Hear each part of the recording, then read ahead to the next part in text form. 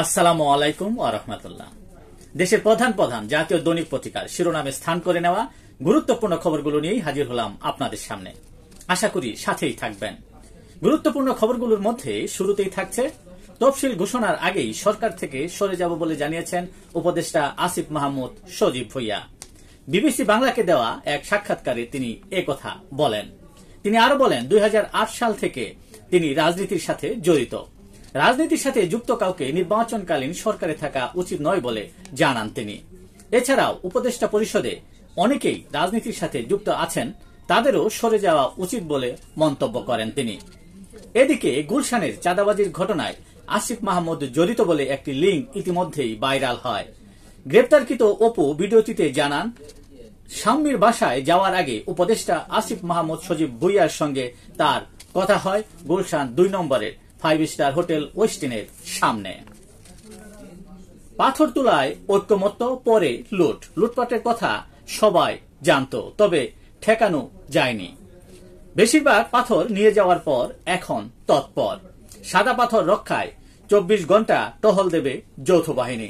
চুরি হওয়া পাথর উদ্ধার করে পূর্বের অবস্থানে ফিরিয়ে আনা হবে বলে জানিয়েছে প্রশাসন। বাংলাদেশের মানবাধিকার পরিস্থিতি কিছুটা স্থিতিশীল হলেও উদ্বেগ আছে। মার্কিন মানবাধিকার প্রতিবেদনে উঠে আসে এই তথ্য।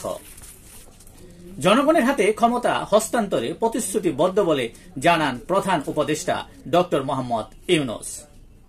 আইনে যাই থাকুক, প্রাধান্য পাবে জুলাই সনদের প্রস্তাব। জুলাই সনদ ঘিরে বিএনপিকে চাপে রাখতে চায় জাতীয় নাগরিক পার্টি তথা এনসিপি। নানা জটিলতায় জুলাই সনদ ঘোষণা বিলম্বিত।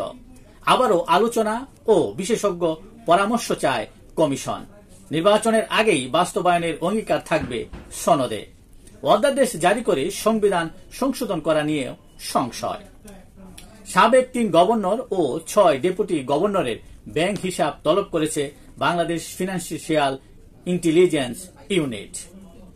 যুক্তরাষ্ট্রের বাজারে বছরের প্রথম 6 মাসে টি-শার্ট রপ্তানিতে বাংলাদেশ শীর্ষ।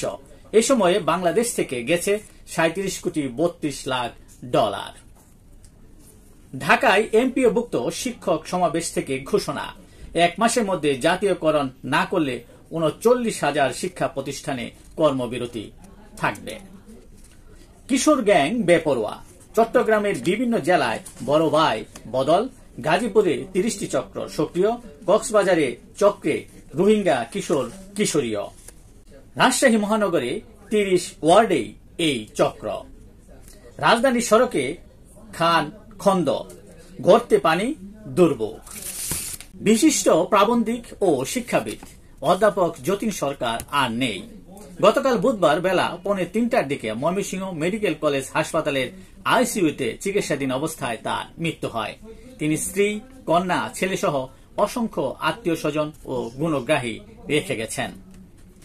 দেশের প্রধান প্রধান জাতীয় দৈনিক পত্রিকার শিরোনামে স্থান করে নেওয়া আন্তর্জাতিক খবরগুলোর মধ্যে যা যা থাকছে, গাজা থেকে ফিলিস্তিনিদের দক্ষিণ সুদানে পাঠাতে চায় ইসরায়েল।